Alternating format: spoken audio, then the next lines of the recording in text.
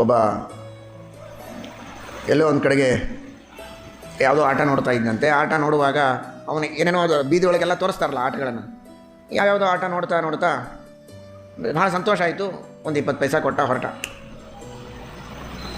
ಆಮೇಲೆ ಮುಂದೆ ಸತ್ತ ಮೇಲೆ ನರಕಕ್ಕೆ ಹೋದ. ಯಮದೇವರು, ನೋಡಪ್ಪ ನೀನು ಬಹಳ ಪಾಪ ಮಾಡಿದ್ದಿ, ಬಹಳಷ್ಟು ಪ್ರಾಣಿಗಳ ಹಿಂಸೆಯನ್ನು ಮಾಡಿದ್ದಿ, ಅದಕ್ಕಾಗಿ ನೀನು ಇಷ್ಟೆಲ್ಲ ನರಕ ಅನುಭವಿಸಬೇಕಾಗತ್ತೆ ಅಂತ. ನಾನು ವೆಜಿಟೇರಿಯನ್, ಒಂದು ಪ್ರಾಣಿಯ ಹಿಂಸೆಯನ್ನು ನಾನು ಮಾಡಿಲ್ಲ. ಎಂದೂ ನಾನು ಮಾಂಸ ತಿಂದವನಲ್ಲ, ನಾನ್ ವೆಜ್ ತಿಂದಿಲ್ಲ, ತಿನ್ನೋದಕ್ಕಾಗಿಯೂ ಕೊಂದವನಲ್ಲ, ಫುಕ್ಕಟೆಯಾಗಂತೂ ಕೊಂದೇ ಇಲ್ಲ ಯಾವುದನ್ನು. ನಾನೇನು ಪ್ರಾಣಿ ಹಿಂಸೆ ಮಾಡ್ತೇನೆ, ನನಗೆ ಯಾಕೆ ಈ ನರಕ ಅಂದ. ಚಿತ್ರಗುಪ್ತ ಡೈರಿ ತೊಗೊಂಡು ಬಾ ಅಂದ ಯಮ. ಇವನೇನೇನು ಮಾಡಿದ್ದಾನೆ ಹೇಳು ಅಂತ.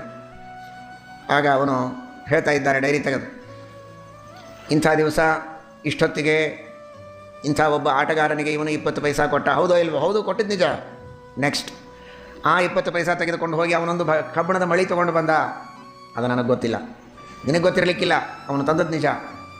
ಅದೇ ಮಳೆಯನ್ನು ತೆಗೆದುಕೊಂಡು ಅವನು ತನ್ನ ಜಾಲಕ್ಕೆ ಹಾಕಿಕೊಂಡು ಸಾವಿರ ಲಕ್ಷ ಮೀನುಗಳನ್ನು ಕೊಂದಿದ್ದಾನೆ.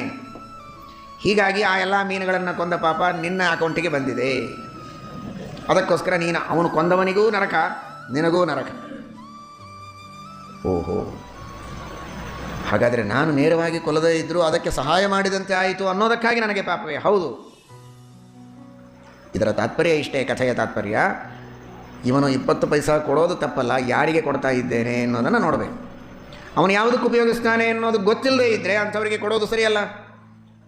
ಒಬ್ಬನಿಗೆ ನೀವು 20 ಪೈಸಾ ಕೊಟ್ಟರೆ ಅವನು ಅದನ್ನೇ ತೆಗೆದುಕೊಂಡು ಸಿಗರೇಟ್ ತೊಗೊಂಡು ಬಂದ ಅಂದರೆ, ನೀವು 10 ರೂಪಾಯಿ ದಕ್ಷಿಣೆ ಕೊಟ್ಟದ್ದನ್ನು ತೆಗೆದುಕೊಂಡು ಹೋಗಿ ಅವನು ಶರೆ ತೆಗೆದುಕೊಂಡು ಬಂದ ಅಂದರೆ ಆ ಪಾಪದೊಳಗೆ ನಾವು ಭಾಗಿಯಾಗಬೇಕಾಗುತ್ತೆ.